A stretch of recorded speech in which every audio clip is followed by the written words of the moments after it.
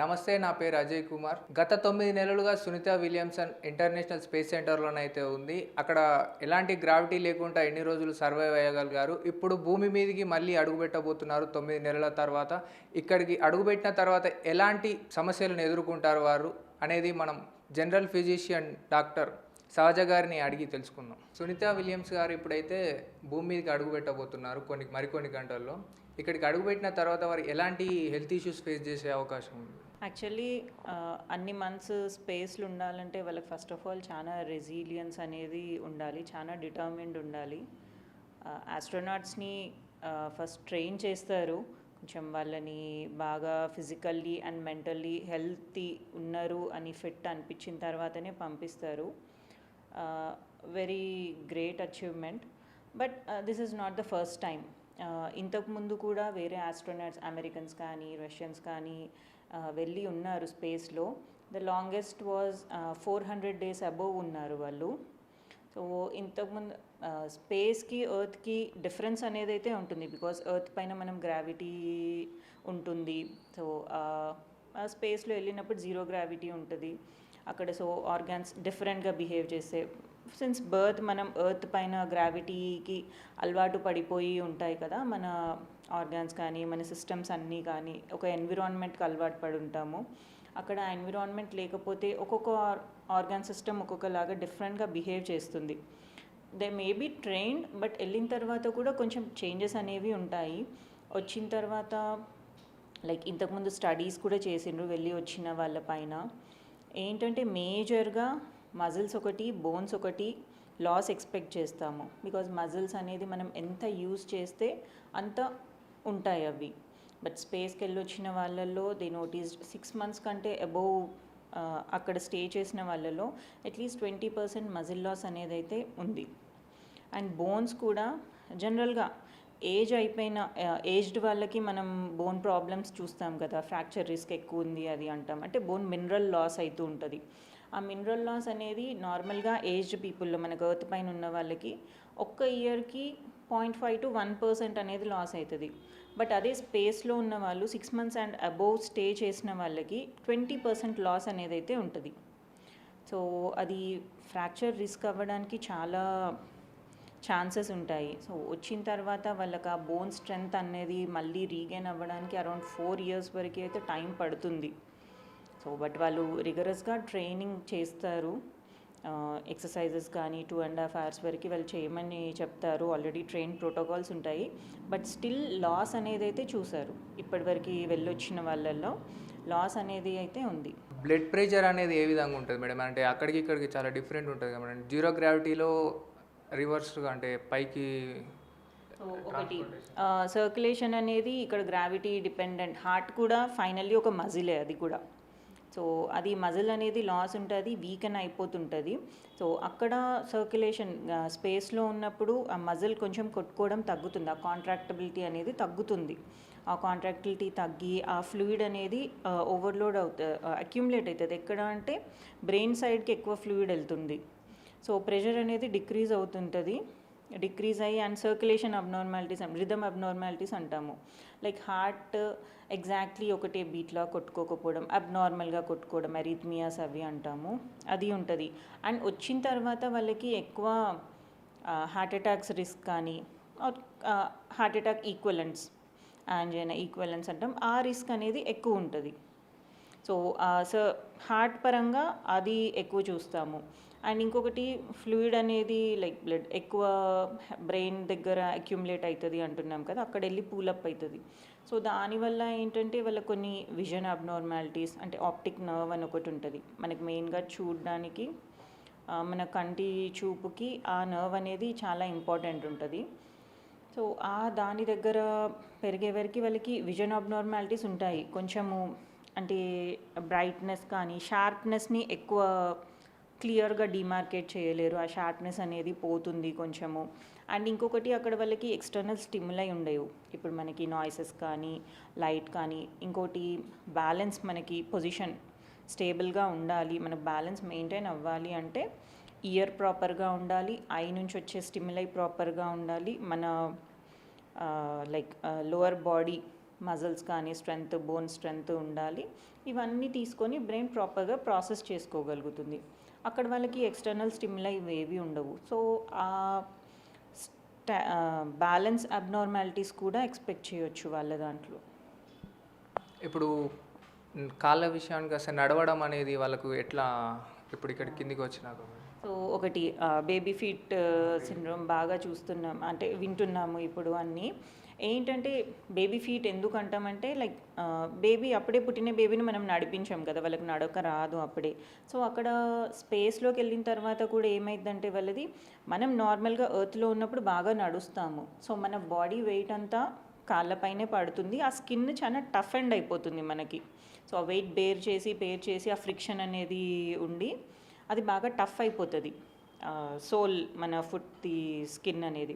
But అక్కడికి వెళ్ళిన తర్వాత వాళ్ళకి అవి ఉండదు కదా. సో అట్లా వాక్ చేయడం కానీ ఆ కంప్లీట్లీ వెయిట్ అనేది దాని మీద పడదు. It's like floating, they will be floating కదా, అట్లా ఉంటుంది.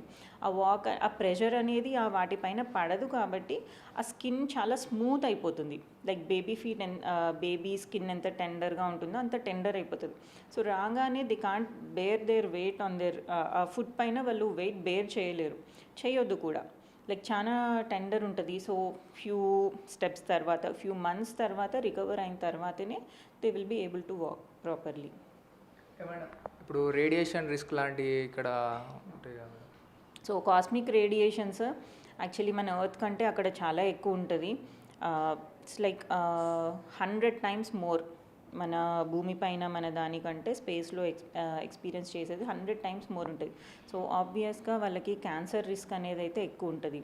అండ్ ఇంకొక స్టడీ చేసిండ్రు యాక్చువల్లీ, స్కాట్ అండ్ మార్క్ అని ఇద్దరు ట్విన్స్.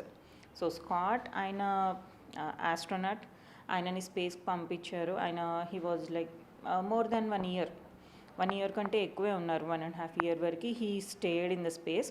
సో వచ్చిన తర్వాత ఆయనకి అండ్ ఆయన ట్విన్ బ్రదర్కి సో ఏం డిఫరెన్స్ ఉంది, హెల్త్లో ఏమైనా చేంజ్ అయిందా అన్నది అది ఇప్పటివరకు పబ్లిష్ చేసింది అదొకటే స్టడీ ఉంది మనకి.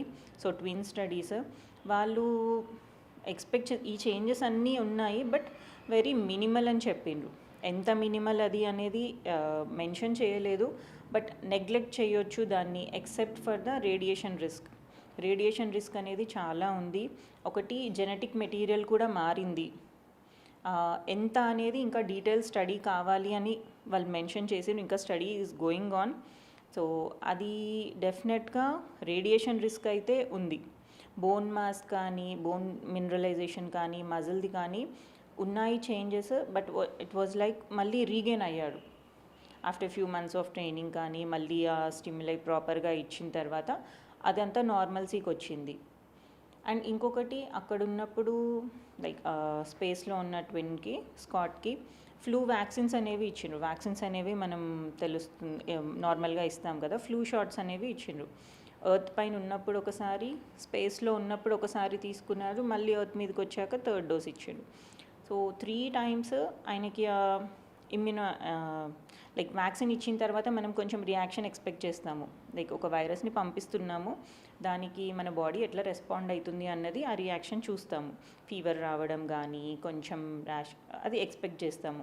సో 3 times, ఫస్ట్ స్పేస్లోకి వెళ్ళకముందు, స్పేస్లో ఉన్నప్పుడు, స్పేస్ నుంచి వచ్చిన తర్వాత the reaction was more or less the same. So body immunologically బాగానే రియాక్ట్ అవుతుంది, ఎక్కువ మేజర్ డిఫరెన్స్ ఏం లేదు అని చెప్తున్నారు వాళ్ళు. బట్ ఇంకొకటి టీలోమియర్స్ అని అంటాము, లైక్ అవేంటంటే మన ఏజింగ్ని డిఫైన్ చేస్తాయి అవి. సో అవి కూడా చేంజెస్ ఉండే స్పేస్లో ఉన్నప్పుడు, బట్ మళ్ళీ ఎర్త్ మీదకి వచ్చిన తర్వాత మాత్రం దేవర్ నార్మల్ అని చెప్పిండ్రు స్టడీలో. అంటే ఇప్పుడు అక్కడికి పోయినప్పుడు ఎలా అయినా ఇప్పుడు జీన్ మాడిఫికేషన్ అనేది ఖచ్చితంగా జరుగుతుంది అంటారా మేడం?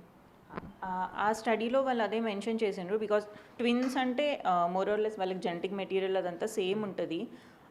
వచ్చిన తర్వాత డిఫరెన్స్ అయితే నోటీస్ చేసినాము, అంటే ఎంత సిగ్నిఫికెంట్ ఉన్నది అన్నది ఇప్పుడే చెప్పలేము అని చెప్పిండ్రు. చేంజెస్ అయితే ఉన్నాయి, బట్ ఇమ్యూనిటీ అనేది మాత్రము నార్మల్గానే ఉంది, ఎక్కువ డ్రాప్ అవ్వలేదు అని చెప్పిండ్రు. జెనెటిక్ చేంజెస్ అయితే ఉన్నాయి, అంటే ఏ రకంగా అవుతుంది, ఇంకెట్లా ప్రోగ్రెస్ అవుతుంది అనేది ఇప్పుడే కంక్లూడ్ చేయలేమని చెప్పిండ్రు వాళ్ళు. మజిల్ లాస్ అనేది అంటే ఫుడ్ వల్లనే జరుగుతుందా మేడం, మరి వేరే విధంగా? జనరల్గా మజిల్స్ అనేవి మన మన బాడీ హ్యూమన్ బాడీ ఎట్లా బిల్డ్ చేస్తుంది అంటే ఒక బోన్ ఉంటుంది, ఒక బోన్ చుట్టూ మజిల్స్ కానీ కార్టిలేజెస్ టెండాన్స్ అన్నీ ఉంటాయి. సో మజిల్స్ సపోర్టింగ్ ఉంటాయి. అండ్ మనం ఇప్పుడు జస్ట్ పెన్ ఇట్లా పట్టుకోవాలన్నా ఇక్కడ మజిల్స్ ఫ్లెక్స్ అవ్వాలి, సో అవి యాక్షన్లో ఉండాలి. ఇప్పుడు మాట్లాడాలంటే ఫేషియల్ మజిల్స్ అన్నీ యాక్షన్లో ఉంటాయి. ఈ మజిల్స్కున్న ఒక ప్రాపర్టీ ఏంటంటే మనం దాన్ని ఎంత ఎక్కువ యూజ్ చేస్తే అంత ఎక్కువ ఉంటాయి. మనం దాన్ని పని పెట్టకపోతే will lose it. Also the same బ్రెయిన్లో న్యూరాన్స్ కూడా అంతే. న్యూరాన్స్ కానీ న్యూరోనల్ కనెక్షన్స్ కూడా ఏంటంటే మనం వాటిని ఎంత బాగా పని పెడితే అంత డెవలప్ అవుతుంటాయి ఆర్ అంత బాగా ఉంటాయి అవి. బట్ అక్కడ వెళ్ళిన తర్వాత ఏంటంటే లైక్ మజిల్స్ లోవర్ బాడీ అయితే కంప్లీట్లీ వీక్ అయిపోతుంది. ఏంటంటే మనం ఇక్కడ అగేన్స్ట్ గ్రావిటీ మనం నడవాలి. సో మనకి హిప్ మజిల్స్ కానీ కాఫ్ మజిల్స్ కానీ లైక్ కాళ్ళు తొడలో కానీ కాళ్ళల్లో కానీ మజిల్స్ కానీ బోన్స్ కానీ మనకు చాలా స్ట్రాంగ్ ఉంటాయి. అక్కడ వెళ్ళిన తర్వాత వాళ్ళు అవన్నీ యూస్ చేయరు. ఎంత ఎక్సర్సైజ్ చేసినా కూడా లాస్ అనేది ఉంటుంది. బికాస్ కంటిన్యూస్గా వాళ్ళు ఈ మోడ్లో ఉండరు. రెస్ట్ ఉంటుంది, ఒక 2 hours ఎక్సర్సైజ్ చేయాలి కాబట్టి అట్లా ఉంటుంది. బట్ లాస్ అనేది అయితే డెఫినెట్లీ ఉంటుంది, ఎందుకంటే అంత యూస్ చేయరు కాబట్టి లాస్ అనేది ఉంటుంది. అంటే వాళ్ళు రికవర్ కావడానికి ఎలాంటి అంటే ఎక్సర్సైజ్ లేనా అంటారా మేడం? తీసుకురాగానే కంప్లీట్లీ మళ్ళీ నార్మల్ ఎన్విరాన్మెంట్లో ఇచ్చి పెట్టరు వాళ్ళని. సో క్లోజ్డ్ అబ్జర్వేషన్లో ఉంచుతారు. స్లోగా స్టిమ్యులస్ని పెంచుకుంటూ అది ఒక థెరపీ లాగా లైక్ కొంచెం రికవర్ అయ్యేటట్టు చూస్తుంటారు స్లోగా స్టిమ్యులస్ ఇచ్చుకుంటూ. బట్ ఇమీడియట్లీ కూర్చోవడం నడవడము అవన్నీ చేయనివ్వరు వాళ్ళని. వాళ్ళ రియాక్షన్స్ని బట్టి అంటే వాళ్ళ బాడీ ఎట్లా రెస్పాండ్ అవుతుందో దాన్ని చూసి దాన్ని పెంచుకుంటూ గ్రేడెడ్ స్టిమ్యులస్ ఉంటుంది అట్లా చేస్తుంటారు. ఏదేమైనా 9 నెలల తర్వాత సునీత విలియమ్స్ భూమిపై సురక్షితంగా అడుగుపెట్టాలని అయితే కోరుకుందాం. కెమెరామెన్ కృష్ణతో అజయ్ కుమార్, బిగ్ టీవీ, హైదరాబాద్.